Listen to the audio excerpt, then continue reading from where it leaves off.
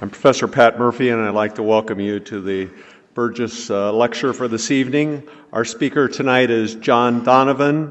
He's Senior Executive Vice President, AT&T Technology and Network Operations. He's responsible for AT&T's technology and global network, including company's best-in-class mobile broadband network. Mr. Donovan previously served as Chief Technology Officer for AT&T, and AT&T has a well-regarded innovation program that's recognized as an industry leader in working with application developers and others to make AT&T's network open to collaboration and innovation. Mr. Donovan's spearheaded that effort. He previously was Executive Vice President of Product Sales, Marketing, and Operations at VeriSign, a technology company that provides internet infrastructure services. Before that, he was chairman and CEO of Encode Telecom Group, where he shaped strategic direction and positioning for wireless network operators around the globe, and he did a stint at Deloitte Consulting. He currently serves on the board of directors for Palo Alto Networks. He's authored 2 books, Value Enterprise and Value Creating Growth. John received a bachelor's in electrical engineering from Notre Dame and an MBA in finance from the University of Minnesota. His topic tonight is long-term principles in a short-term world. Please join me in welcoming John Donovan.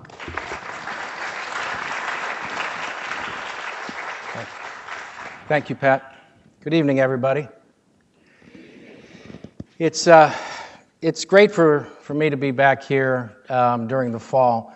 I want you to know that this beautiful day was bought and paid for by a visit that I made here in March where it was 12 degrees and overcast. And so, you know, it's dicey to be around in October and February, but certainly good to be back. It's been a little over 30 years since I was going to school here, and boy, the place has really changed.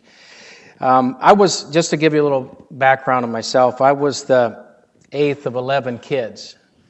And I grew up in Pittsburgh, and I look today, and Zillow lists that house that I grew up in as a 2-bedroom house, and I think that's funny because when I lived there, there was 11 kids, parents and grandparents, and one of those bathrooms was a converted pantry that was right up against the shower. So I won't belabor my background, but I wanted to point out one of the things that's really great about this university is values. And I think it's really thrilling for me who spent roughly 30 years, most of my career in technology. Most of the presentations I give are about technology. It's really fun to come and talk about something like business values. So I am very much looking forward to it. I'm not going to use slides or presentation, but I am going to talk a little bit about my personal experience, and I want to make sure I do afford plenty of time for questions. But I think the first thing I want to start with, just in this introduction, is to just remind you how fortunate you are, and I think about how fortunate I was, and by most standards, I didn't grow up with good fortune, but my good fortune was that my parents viewed education as the most important thing. And it was education above all else, and we certainly bent a lot of rules and cut a lot of corners. But 10 of the 11 graduated from college, and the one who didn't is a little eccentric. She is 3 credits shy. She thought that getting a degree was a cop-out. So, as she points out, I got the education, just not the degree. And I'm sure that everybody has stories about sacrifice, but I think coming here is very special in that you have a lot of opportunities here that are going to be very different as you set out in your careers and as you move forward in life. And you won't always appreciate them while you're here, but it'll be a great foundation for you to work back towards. I titled this speech, Long-Term Principles in a Short-Term World, because I spend most of my life building a short-term world for consumption against current trends. Whether that's 140 characters on Twitter, whether that's Facebook, the mobile broadband revolution was something that I sat at the early formation days of and really was at the epicenter of. And I will highlight for you, I'm really comfortable if you guys pull out your cell phones, you tweet, text, because that rings the cash register for us. So I won't be the least bit offended if you guys look down and start doing some of that short-term world stuff while we're here. But I want to contrast what allows you to operate in the rhythm of that short-term world, but ground yourself in some of the long-term things that I think help guide you, and I think guide you to a more successful career. I don't think of them as compromises that one makes. I think it's the Constitution that actually becomes the foundation for your success. But we're in realistically a world that has a short attention span. I always think of that Toyota Venza commercial, which I think is so clever for its subtlety, where there's a young woman who's on, and she says, I read part of an article. And that's kind of it. We're in that world where things are very short term. And so what I wanted to do today is just offer some quick thoughts and some principles that you can think about as you trade off the world that you're moving into, and in fact the world that you're helping shape, against the world that you inherited and the world that others built. And I think one of the foundations for that is make sure that every day you recognize that you need to be grateful for the things that came before you. So let me start with the first principle. Learning doesn't stop here, it starts here. And I know that's it can be a cliche, but I want to talk to you a little bit about that. I left here as not the best students that left the university. And I woke up one day in my first year and I realized that it was going to be a lot of hard work moving forward. And I committed to myself then that if I took the rest of my life as learning, and everybody that was behind me stayed behind me, that if this thing ended up being a race, and it was really about the things that you could learn, that I had a great start, but the rest of my career was what was going to define me. And I think that was really, really important, because I remake myself very, very frequently. And I don't use the short-term job that I have or what's in front of me as my context of what I'm doing well. I use the situations in that long-term horizon to make sure that I'm establishing myself as someone who's willing to jump into any situation and learn. And I got to tell you, that's really stark. The organization that Professor Murphy laid out for you that I manage has about 180,000 people. And organizations constantly change. We're moving from a staid phone company to competing with the largest technology companies. We have to become nimble. I talk about it a lot as a skills pivot. And I got to tell you, there's a profound difference between people who enjoy life every day, come to work to learn. And I contrast the story of someone who works in our labs. He's 67 years old. And every day he's done the same kind of work, innovating. He waited 45 years for us to show up and recognize some of the analytics that this person was doing. And at 65 years old, he sends me emails at 4 o'clock in the morning and 10 o'clock at night. He's energized.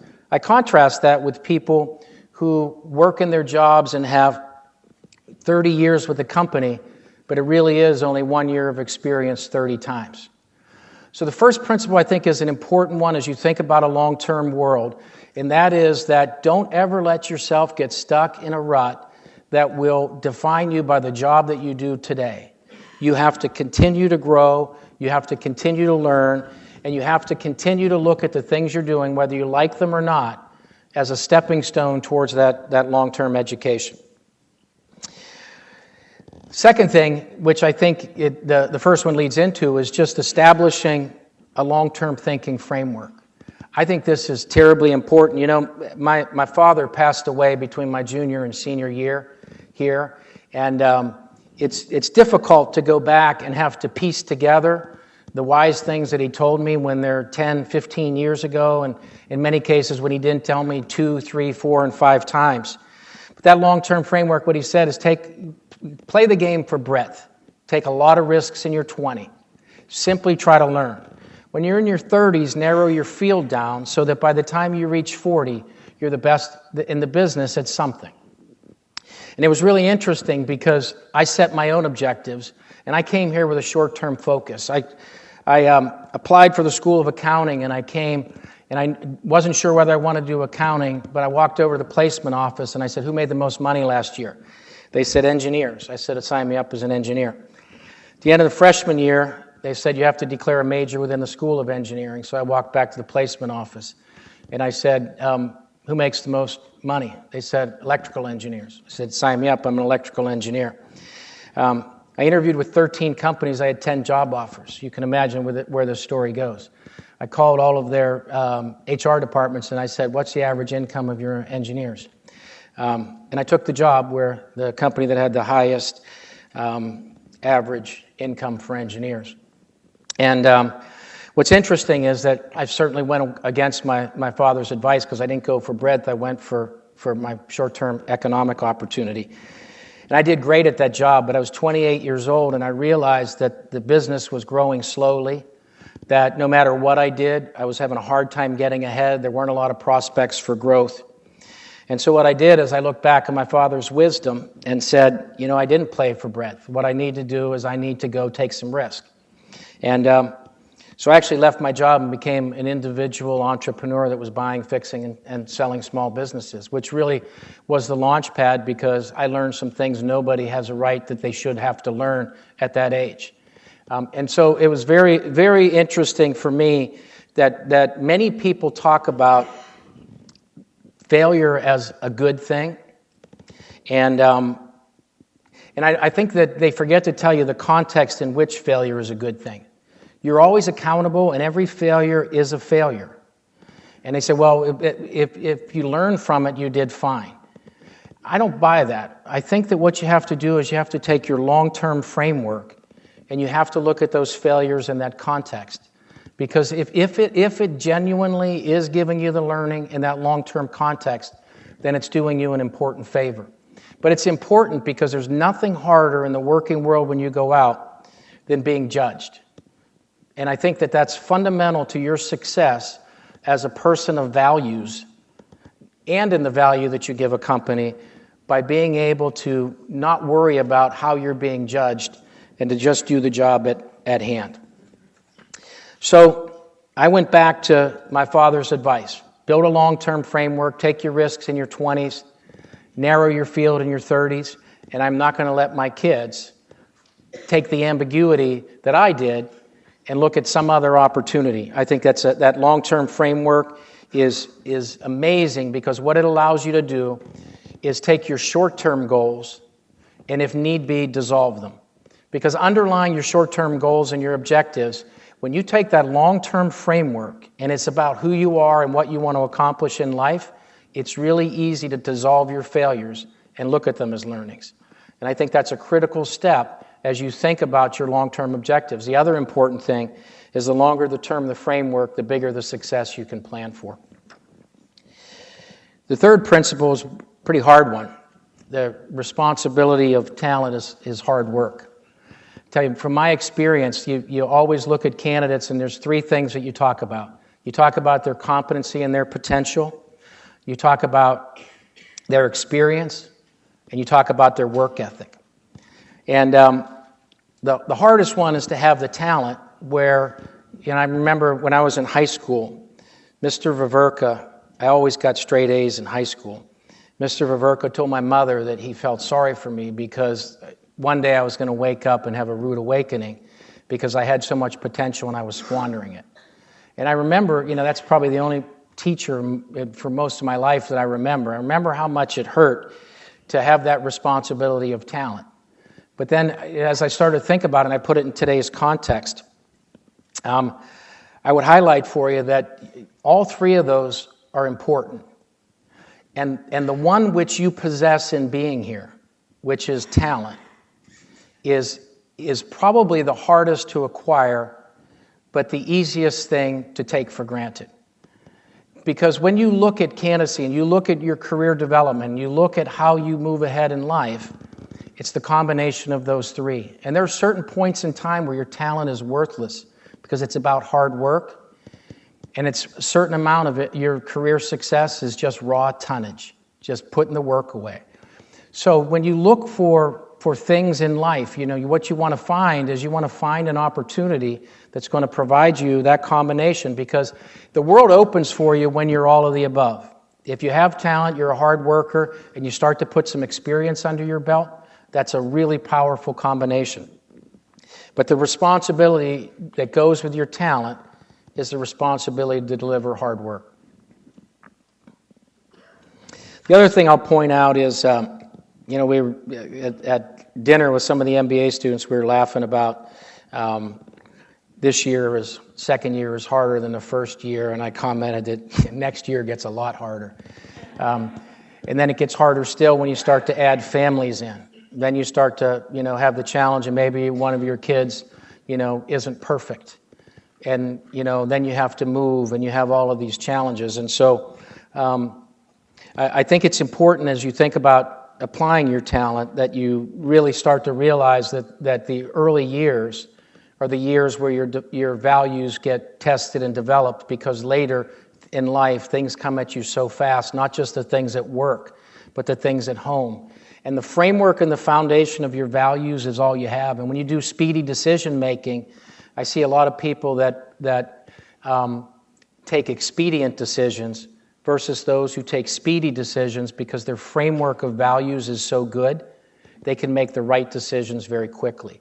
I do a lot of my interviewing around the questions that relate to whether that framework of character exists within people, because those values sustain themselves past jobs. They go into your home, they go into raising your kids. And then just general gratitude that comes with that talent. I mean, I was struck at last, I sit in an ivory tower in Dallas, and I sit in the top floor in a big office, as you might imagine. And I was complaining to myself about a bad day. I said, can anything else go wrong today? And I looked out the window, and across the way, probably 50 stories up, were 2 window cleaners hanging off the edge of a building, cleaning windows.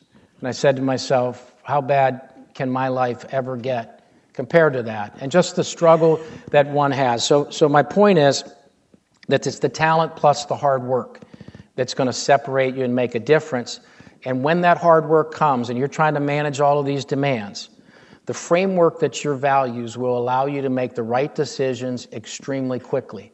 And having that framework makes a big difference.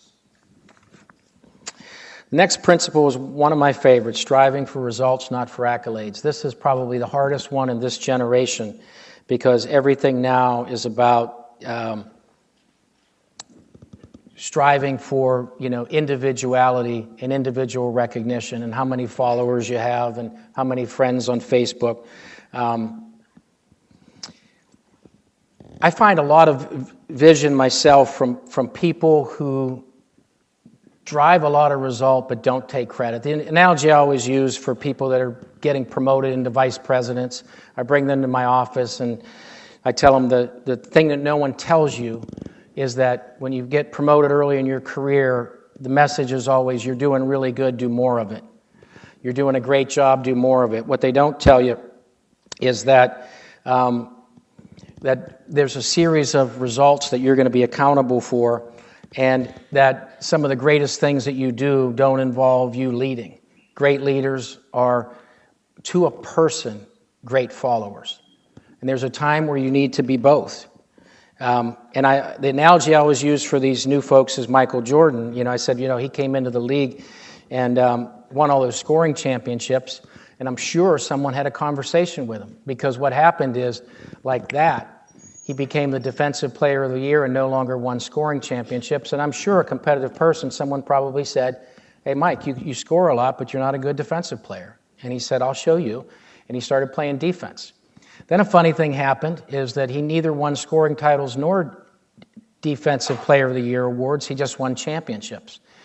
And then what he realized is that in order to be successful, your role on a successful team is to be whatever you need to be that day to make the team successful. And in fact, that is truly what separates great employees. Most employers have a pretty good idea that if you've been involved with 10 successes in a row and the teams vary along the way, it's probably you. You don't need to remind them. You don't need to tell them. Every time I get a microphone, I tell myself I'm going to repeat this, and I do it inside my own shop all the time. I always tell people every single day you should find something you can do for someone else that makes their life better or easier at work or at play or at home that you'll get no credit for.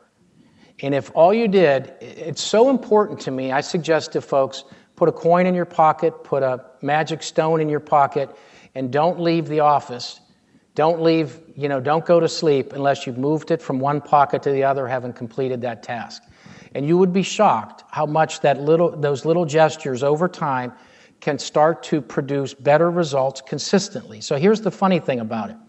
No one would ever say doing a kind thing without getting credit for it is the path to career success, but I can assure you there's more success by helping others succeed than there is by jumping to the front of the line and trying to be the one that's demonstrating the success. It was interesting for me a couple years ago. I was flattered to be asked by Adam Bryant, who writes for the New York Times, a piece called The Corner Office, where he looks for leadership stories, and he came and he did an entire story on that principle of playing for results, not for accolades. And it was to me it was a wonderful thing, because if I accomplished nothing else in my career beyond the things that you manage inside the four walls of your job, I felt like getting that message out broadly was an important one. So I hope you take that one to heart, because that one is very easy to do. It has more payback in what others will do for you and the success you can generate for your company, and then personally, that the credits will be hard to sort through. The next principle is one that's about teaming, and I know that's often talked about. I want to give you a different spin on that. You should never be prepared to fail alone, and you should never be willing to succeed alone. They have the phrase that success has many fathers, but failure is an orphan. I'd like to challenge you to say that you should never walk in and have a success that you don't start by saying, who made that possible? I also would say you should never prepare to fail without having other people in the boat with you. The funny thing is, the mathematics of this over time is that the way crowds work, your probability of failure with a team is much lower than the probability of failure by yourself. And also, on the success side of the formula, the same thing is true. I talked about failure earlier and the willingness to do it, and I got to tell you, it was probably mid-career that I realized if I stopped thinking in terms of individual contribution in teams and thought about team results and my role that would make the difference, it makes a big difference. And so I think that you really have to think about every role you're going to have the opportunity to shine, whether that's in the sunshine or whether it's not. And I think doing that production is an important thing. And to that end, be patient. Everybody will get their 15 minutes of fame. Don't force yours. It'll arrive. It'll arrive sometimes at the moment you least expect it, in a way that you didn't expect it, and it oftentimes arrives when you don't want it. But it will be there. You will get recognition, and sometimes it'll be for tough reasons, not just for great reasons. Next principle is that it really isn't all about you. Notre Dame sets an extremely high standard for the students it admits. And it's not just academic. As I mentioned to a few folks today, when we come back to recruit, the first thing I always say when I get a resume from someone at Notre Dame, you always assume they're going to have leadership skills that will be beyond those that you get in recruiting from the general public. Great leaders produce those great outcomes on a more consistent basis. But it really isn't all about you. It's as much about chemistry as it is about physics. And I think sometimes it's underappreciated, the value of that chemistry. And so when you find a place for others, you're not making yourself the center of the universe. And I think that's a really, really important principle, because I think finding a place for others in what you set out to do every day is really important. Next principle, balance won't always be an option. I alluded to it earlier, and I think it's an important concept that you think about, because there are times when you won't have balance in your life, and that's a reality of the career. And that's where I think a foundation and a framework that represents your values is probably the most important. Sometimes you're going to have a bad boss. Sometimes you're going to be amongst peers that aren't working out for you. Sometimes you don't have the ingredients of success in a project. And sometimes things take a heck of a lot longer than you planned them.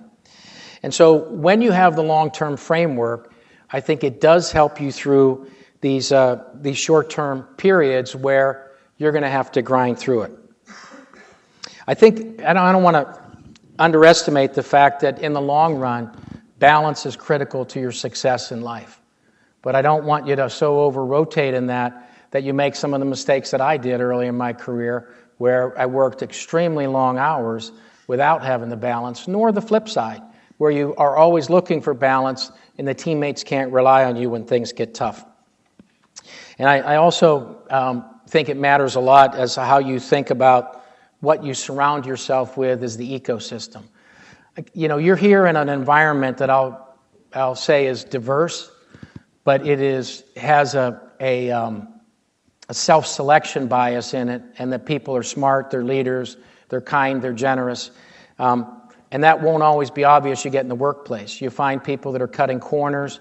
You find people that cheat a little, and you find them in day-to-day life, and you're not going to have the ability always to work around them. They're going to be in your life. And so what I wanted to highlight for you is you have a choice in a cognitive process of the environment that you build around you. You obviously have it in the city you choose to live in. You have it in the spouse that you pick.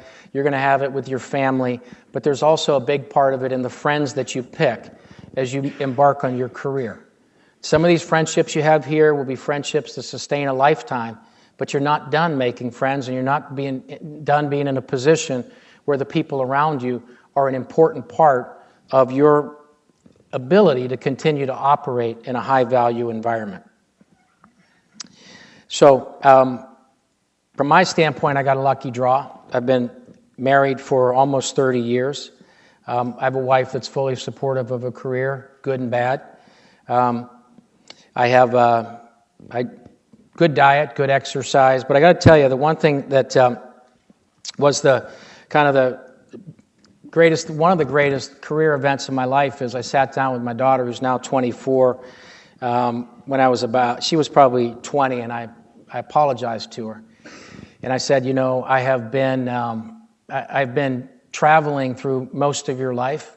I've been on the road. I wasn't always here for your events. And greatest get out of jail card I ever got. She looked me in the eye and she said, Dad, don't worry about it. She said, I have a lot of friends who spend a lot of quality time with their parents, but don't respect them. She said, the one thing I always appreciated is I know you're out there telling the truth. I know you're working hard, and I know you're working hard for the family. Greatest get out of jail card I ever got. And so my point is that conversation, you know, carried me through 6 months of trouble to realize that those sorts of things. And so when you look at balance just isn't about hours worked and whether you got a chance to throw your earbuds in and go for a run that day. It really is all of the other things that ground you to make your life real. It's your friends. It's the things you do after work. Could be the church. Could be your meditation. Could be whatever it is. But you really have to make hard choices to get the right answer for those kinds of things, because that will matter immensely in how things unfold. Next principle is remembering the importance of empathy. I think it's the greatest gift that separates man from everything else is your ability to empathize and understand the person on the other side. One of the great subtleties about this school is that you're taught a service-first approach to life. In business and in home, you have to remind yourself that in all those transactions, which are every day, chop wood, carry water, get the kids on school on time, blah, blah, blah, that you have to ask yourself, who am I serving and what's my best way to serve them? Clayton Christensen came to give us, he's the professor who wrote The Innovator's Dilemma, and he came to give us a speech at AT&T, and we all thought he was going to come talk about the Innovator's Dilemma. And his whole speech was, are you the best spouse and parent that you can be every day? And you think about it, and it was just a very different speech. It was very profound because the question was, who are you serving every day? And if you're not doing a great job at that, how can you be doing a great job at anything? So as you think about that, there's nobody in business who doesn't have a client that they have to make happy, whether that's external, internal. But I do think that empathy and gaining that understanding is something you can't leave here, because that community service and looking things through other people's eyes and all the things that get written in Notre Dame magazines are just reminders that is an important part of the values that you're leaving here with. And I would ask you to think about that, whether it's the cafeteria workers that you bump into, whether it's someone you bump into on the elevator. And for those who haven't seen it, one of the best videos out there was the CEO of Cleveland Clinic, and I had a chance to meet him a while back, and he shared with me an internal video, and it's now on YouTube. I'd suggest that you think about values.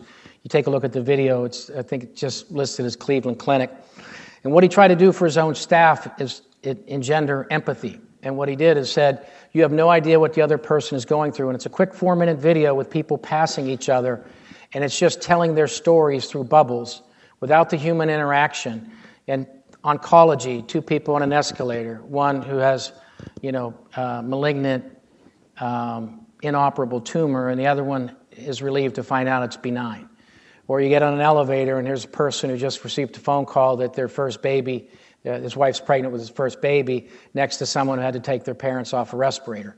So you never know is the point, and you have to carry that empathy. It's an important part of your values. And frankly, if you look at some of the success in our network at AT&T, part of our success was this empathy-based approach. We had always looked through the customers through the eyes of the network. The stats were all set up. You look at the network and what's it tell me about a customer? And we turned the measurement process around to say, how does the customer view our network? Sounds simple, but the measurements you use are different. How you evaluate people is different. It's an entirely different system. So see your work through the eyes of the people on the receiving end, whether your work is school, whether your work is child, whether your work is spouse, whether your work is employee. Carry that empathetic view wherever you go. Principle 9, never forget where you're from. I can't tell you how important that is. I grew up in Pittsburgh, as I mentioned. My wife grew up in Minneapolis. I so often run into people. I ran into a person early in my career who grew up in a small farm town and went to Stanford for an MBA and named his firstborn Stanford. I got a good laugh out of it. I was like, who are you kidding? You're a farmer. Do you know any farmers that have named their kids Stanford? And he was so offended by that.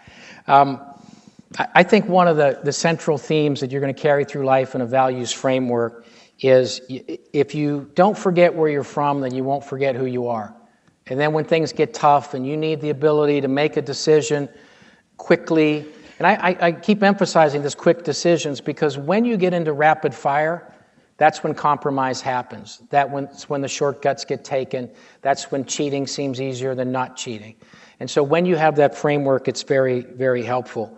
Particularly in a world that's gotten so much smaller.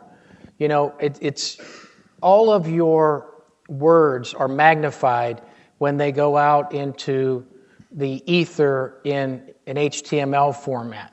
I always tell my kids, whatever you type, you assume every person on the planet sees it.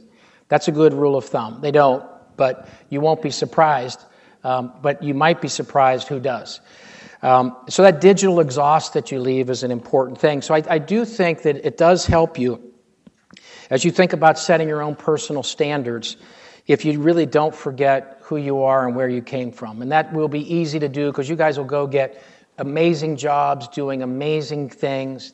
And you'd be amazed how many people that come up to me and appreciate my leadership because I'm not afraid to be a Pirate fan when they lose 21 years in a row and celebrate when they have this great year that they're having this year.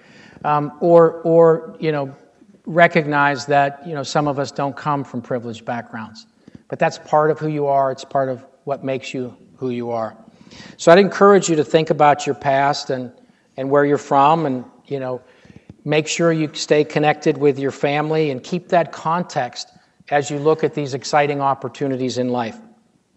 Because you'll carry it with you, whether you have an accent or don't have an accent, whether you have an attitude or don't have an attitude. As much as you think you're changing, you can't hide it. So be proud of where you're from, or be proud of what you've overcome, because it's going to make a big difference.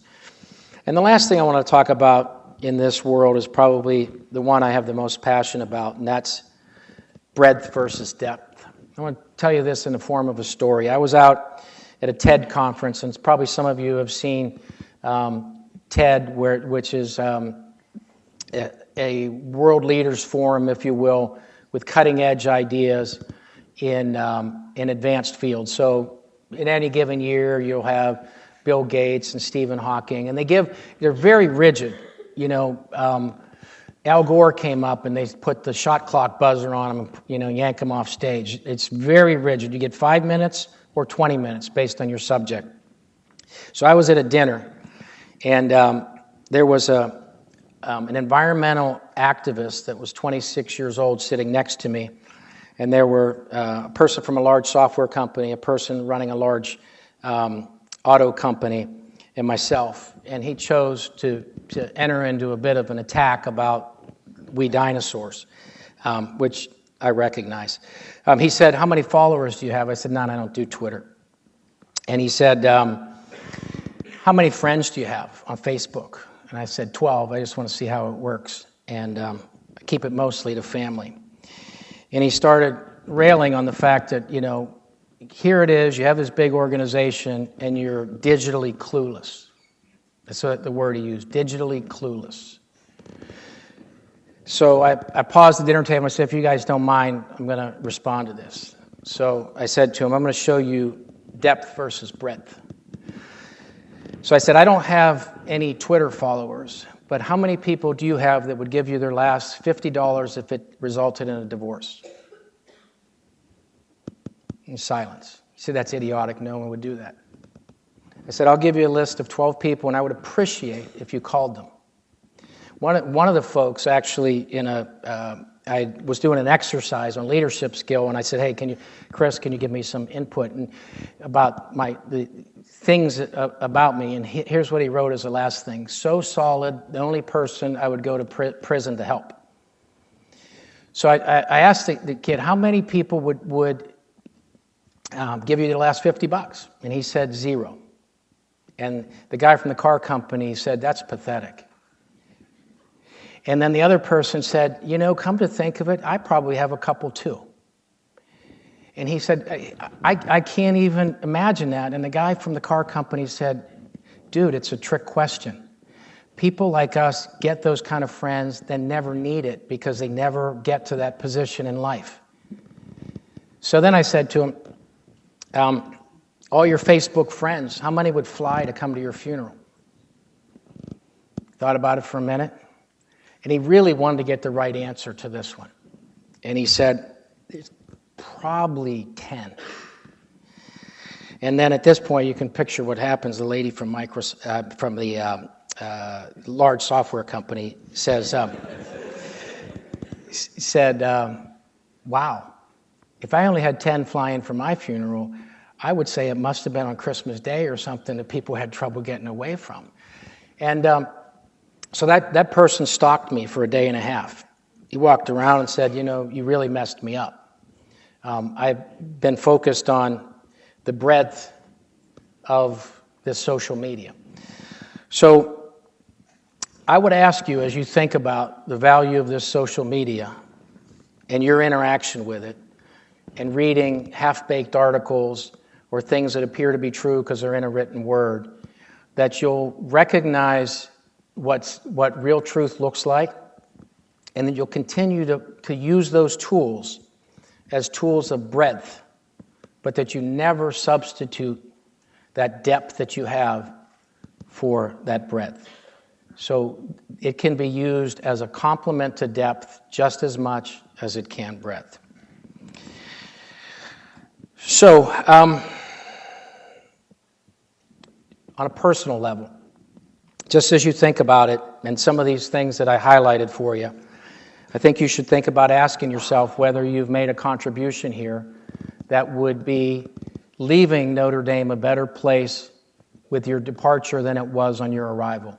Did you make a difference? Did you make a difference in the town? Did you make a difference in anybody's life? And I think you need to ensure that your foundation for when you leave here is a strong one. Those are just some things to think about. And so as I close, you have a tremendous head start coming out of this school. This is one of the few curriculums where the values and the ethics are part of the curriculum.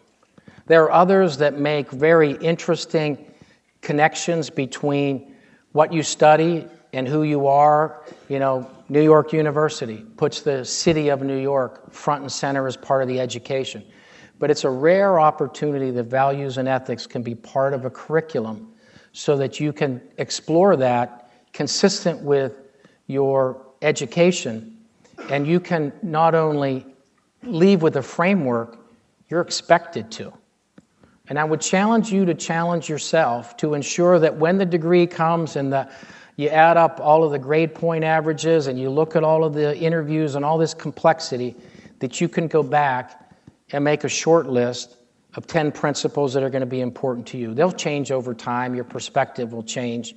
You know, you'll add brilliance as you go. You'll gain experience. You'll get the benefits of hard work. But if you don't have it now, it's going to be harder to get later.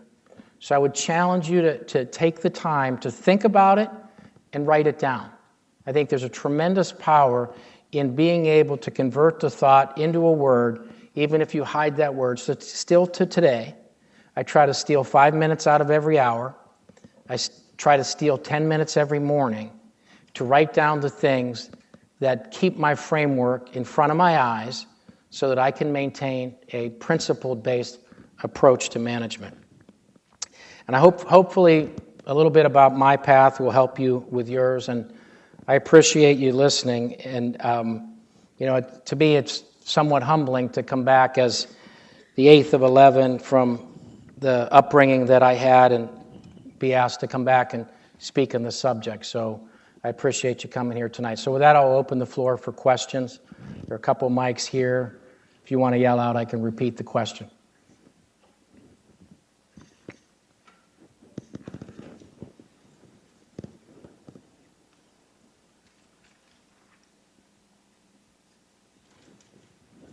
Go ahead, yell it out. Have you been in any, I don't know if you can talk about this, but ethical situations? I'm in business ethics, and I'm just curious about any unique ethical situations that you've had to step up and make the right decision? Yeah, I think that as you get more senior, more of your decisions carry ethical consequences with them because they'll be generalized. One of the most common phrases around AT&T is John said. And then followed by whatever it is. John said this, John said that, John said this. So there's a gravity to the podium. And so I would argue that in the beginning, you have ethical choices in who you go work for and ethical choices about how you carry on your own life. And then as you progress and become more senior, ultimately, at some point, most of the decisions that I would be making today carry some dilemma with them. Are you treating the unions right? Have you, thought about the people that have been here 30 years? Are you empathetic enough? Are you being fair? Those things, when you look at what haunts you, and I mean haunt in the phrase that it does keep you awake at night. I sleep very well, by the way. I think that's one of the side benefits of this, and it does help to be able to sleep at night. But those questions linger all the time. And yes, the answer is in every one of my stops along my career journey, I felt like I've had a situation. And one of the reasons, honestly, is that I went to AT&T is I believed that I had two primary reasons. Let me give you both of them. One is I wanted to see if my philosophy could scale. I think that it's possible to deliver a soul into a 240,000 person organization as a leader and get the people to do the right thing and build momentum around this and have a brand change and have your customer experience change and have the financial results. And I wanted to test that. I could have stayed in Silicon Valley and done startups and probably made a lot more money. So that's one reason. And that was an important reason. The second is, I believe day in and day out, I was going to have a higher caliber of person to work with and more honesty. And frankly, I spent time in Silicon Valley, and it was about, judging you and judging me, and she said, he said, and that's not true. And there's just so much drama around lack of principle. It meant enough to me that I took my family out of probably the best living situation we've ever had, living in the Santa Cruz Mountains with beautiful views of Silicon Valley and a great job, and moving to Texas. It's hot and flat. My strategy, by the way, as I told my wife, imagine we're moving to Mexico and then be surprised how many people speak English. Yes, sir. Who after you graduated has made the biggest contribution and the biggest impact on your life? What exactly was that? There are many, and I think it's really good to know those pivot points, because I think every once in a while, and I try every month or two to ask myself that question and write them down. And you know why? Because in my mind, I want to just pause and thank them. And probably one of them is a gentleman who's been dead 10 years, my first boss. He was older at the time. And he used to, I was newly married. I moved to Washington, D.C. I'm a newlywed, spouse. I'm working 100 hours a week. My wife is so supportive. She comes and reads books literally till 2 o'clock in the morning. So she'd come to the office around 6, bring dinner, and then hang out with me till 2 o'clock in the morning. And she'd claim it wasn't that bad because she got to sleep in the next morning, and I didn't. But what he did is he used to deliver newspapers to me every morning, the Washington Post, the New York Times, the London Financial Times, and every week I got the Business Week and Fortune magazine, and he took me out to lunch one day a week, and he quizzed me on them. And one day I just said, Lou, I'm working 100 hours a week. I got all those papers. I can't read them. And you know what he said to me, which I thought was really amazing? He said, do you think I'm doing this for me? Wow, I guess not. He said, eventually you'll learn to read them faster. You'll be able to get a framework. And if you look today, the greatest skill I have is pattern recognition in the business world and what's happening internally, because I can pore over data and connect dots. And he used to do that once a week. That was like immense. And there are a number of those that scan a whole bunch of things in what becomes your persona.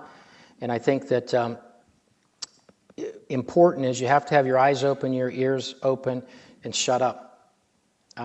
There's a time in your life you get to talk. It's not when you go get a new job or when you're first starting out.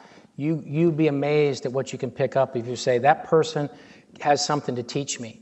Even if it's the negative stuff. If they cheat, they can teach you that that's not what you want to be. And I had someone, early in my career, he would lie so much, he would get confused which lies he told. And I thought, God, that's kind of hard to go through life that way. So I just think you got to have a lot of those, take stock of them, and make sure you're revisiting. But they're going to be there for everybody.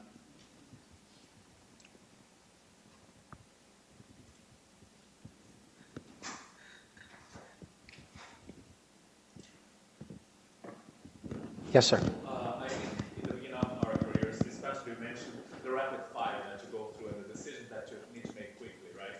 I imagine that mentorship is something that can help to develop that frame of mind. I wonder how you went about mentorship, or if you have any advice for us who are beginning on that. Mm-hmm. Yeah, I mentor, I try to find 3 folks that would not get a break at all times. And I take the company hat off, and then we just deal with what advice would you give me. You should never be without mentors, both ones that are giving you the party line, because that helps, and then some that are telling you the truth, that can say things to you like you're not as good as you think you are, and where your failure, where someone says, you know what, you're wrong. I listen to it, and I think they're right. And for me, that mentor is my wife. I'll sometimes explain things, and she'll be like, I'm sorry, and you think, what? I mean, that doesn't even make sense to me. And so I would choose them carefully. commit to them, and then reverse it. I think one of the best ways to get a lot out of a mentor is to be a mentor. And I think but you ought to go in with goals. Like I tell them, what's your goal? And I sit down with 3 of them and say, if you don't have a goal for change, then I shouldn't be your mentor. Because I'm here to make you get promoted. And I'm okay, put that on me. In some cases I can just promote it myself. That does help when you're making your outcomes. But you really do want those, because otherwise, why would you just want to mentee? It's too many people want to network, right? They want to network, and all that really means they want a promotion, right? And what you need is not a mentor. You need an advocate, and that's the difference. And so advocacy is what you want, because then you're going to pay really close attention to what they have to say. And then you'll pick the right one. And then you won't be afraid to go ask them for something, and then you'll get a better result. So when the question I always ask, whether it's a doctor or a dentist, I ask them how committed they are. So I walk around, and, I have my doctor's cell phone number, my dentist's cell phone number. If they're not committed, I'm not doing it, right? So I think that's what you got to do. So advocacy is what you're after. The mentor programs are great. Take them to another level by just making sure that somebody's trying to get you promoted, trying to get you to the next level, not giving you idle advice that sounds good for the 30 minutes while they're meeting with you.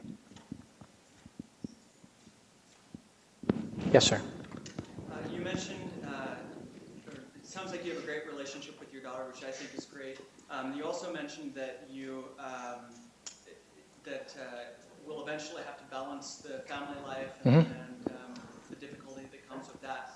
There are a few of us, including myself, in the MBA program that already have the wife and kids. And I was just wondering what recommendations you have, or what ideas have worked for you for developing that relationship with your daughter. Treat school like work. There's too much of school time is wasted. What I used to do, and it was a little different back then, I'm not suggesting you can do it now, I tell people, I'll be here at 6 o'clock in the morning, but you're not keeping me here at 9 o'clock at night. Because one is just as selfish as the other. So I'll give you my hours. My hours are 7 to 6. That's it. That's all you get. Anything else, team's going without me. And so I have no problem getting up early and starting at 6. I'll do all the... So where it didn't work, sometimes I do the heavy lifting in the morning in the library, and others do it at night. But that's a good test, right? That's a good test right there of whether you can manage that. And, I got straight A's in the MBA program. It's not a taxing, but you waste too much time. There's too much blah, blah, blah, blah, blah, blah, blah. At least that was the way it was when I was there, because, team is code for let's do some, light calisthenics for an hour before we jump into the work. And I think if you really compress that schedule, you can get by on 6 hours a day, 5 days a week. You can get great grades. The problem is, are the rest of the people going to cooperate? And the answer to that's no. So how do you cross that bridge? And so my advice to you is do that. Treat it like a job, and you'll be better at school than those who float through a day for 15 or 16 hours. Yes. Now we're getting the good questions because you guys realize I'm really blunt. How do you spot talent yourself? I look at it. No, I'm serious. I can see talent. I can see it in the way you carry yourself. I can see it in the eye contact you make. I can see it in a short conversation. Frankly, it's I would view one of the better skills that I have is the ability to pick out good people. And a lot of it is I ask questions that relate to your family, your upbringing, and I can tell by the answers your conviction and your commission and your capability will speak for itself. Let me give you a couple of examples of questions I asked. These are not designed for correct answers. They're designed for whether you have a framework. Now, this is putting my money where my mouth is. I would ask questions like, if you're walking down a fence, and one side is truth, the other side is justice, which side do you fall down and why? And then when they answer, then I don't even let them get to why. I want a quick answer. Because most people spend a lot of time thinking about the why, but it's really good for me when someone's great answers, truth, because in the long run, truth is going to be just. Justice, I think it's good that you get all the facts on the table and weigh them, and sometimes the circumstances aren't obvious from simple facts in the short, whatever it is. I said, if your people that have been around you a lot, not family, were to put one word on your tombstone, what would it be? Right? Mine would be smart. I spent 25 years being smart. But then the next question is, are you proud of it? And the answer is, I'm not. I'm not proud of it being smart. What do you want it to be? Wise. I want mine to be wise. Why? What's the difference? One is more interactive. One gives back. The other one doesn't. The tools are the same. One is a blunt instrument and one is surgical. So that's my life's journey, is to move from merely being smart to aspiring to be wise. And that's kind of the journey I'm on. I ask those questions, and I know that sounds crazy, but boy, it tells you a lot as to whether people have that framework and have thought about that sort of stuff. And you can see the people that just want to tell you what you want to hear. Because then they say, well, can you clarify like one word, or can I use one phrase? I respect one person who said, shit, that's a great question. Do you mind if I give you an answer at the end of the day? Like, yeah, I don't care. Email me tomorrow. But anyhow, what you look for in talent is so aligned with what we talk about today. You look for the credentials, you look for the right path, you look for the competency, and then you look for the values and the principles and the character that says, I would go to war with that person because I know they'll be there for me. Because then when you're there for me, then I'm there for you, and then whatever you don't have, I'll be, right? And whatever I don't have, you'll be. And then you kind of get into that environment. And that's kind of a silver bullet. Not everybody that I've seen is good at getting to that, and a lot of people are, but that to me would be ideal, and I can normally pick it up pretty quickly. So from the 8 people who had dinner with us tonight, I kind of know which ones I have an interest in. Okay, well, thank you very much. Enjoyed it.